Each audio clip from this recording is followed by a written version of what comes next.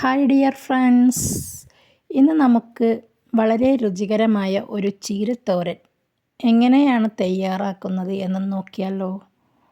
നിങ്ങൾ ആദ്യമായിട്ടാണ് എൻ്റെ ചാനൽ കാണുന്നതെങ്കിൽ പ്ലീസ് ഒന്ന് സബ്സ്ക്രൈബ് ചെയ്തേക്കണേ.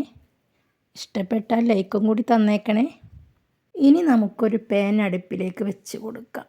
പാൻ ചൂടാവുമ്പോൾ ഇതിലേക്ക് നമുക്കൊരു 2 ടേബിൾ സ്പൂൺ വെളിച്ചെണ്ണ ഒഴിച്ചു കൊടുക്കാം. വെളിച്ചെണ്ണ ചൂടായി വന്നാൽ ഇതിലേക്ക് നമുക്കൊരു 1/4 ടീസ്പൂൺ കടുകൊന്ന് ഇട്ട് പൊട്ടിക്കാം. കടുക് പൊട്ടി വന്നാൽ ഇതിലേക്ക് നമുക്കൊരു 4 വെളുത്തുള്ളി ചെറുതായി അരിഞ്ഞ് നമുക്കൊന്ന് ചേർത്ത് കൊടുക്കാം.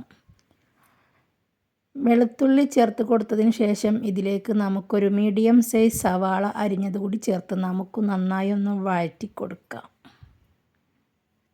ഇനി ഇതിലേക്ക് നമുക്ക് കഴുകി ക്ലീൻ ചെയ്ത് അരിഞ്ഞെടുത്ത നമ്മുടെ ചീര നമുക്ക് ചേർത്തൊന്ന് ഇളക്കി യോജിപ്പിക്കാം. ഇതിലേക്ക് നമുക്കൊരു 4 പച്ചമുളക് ചെറുതായി കട്ട് ചെയ്തതും, ഒരു 1/4 ടീസ്പൂൺ മഞ്ഞൾപ്പൊടിയും, ഒരു 1/2 ടീസ്പൂൺ ഉപ്പും കൂടി നമുക്കൊന്ന് ചേർത്ത് കൊടുക്കാം. നന്നായി ഒന്ന് ഇളക്കി നമുക്ക് യോജിപ്പിക്കാം. തീ മീഡിയം ഫ്ലെയിമിലിട്ട് നമുക്കൊരു 2 സെക്കൻഡ് ഇതുപോലെ ഇളക്കിയതിന് ശേഷം നമുക്കിതൊരു 5 മിനിറ്റ് മൂടി വെച്ച് കുക്ക് ചെയ്യാം. ഇനി നമുക്ക് മൂടി തുറന്ന് നോക്കാം. ഇത് നന്നായി വാടി വന്നിട്ടുണ്ട്. ഇതിലേക്ക് ഞാൻ 2 പിടി തേങ്ങ ചിരവിയത് ചേർത്ത് കൊടുക്കുകയാണ്.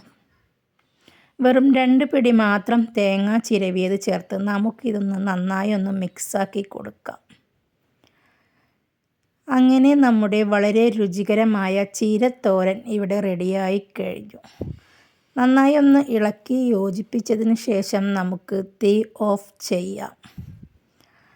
വളരെ രുചികരമായ ഒരു ചീരത്തോരനാണിത്.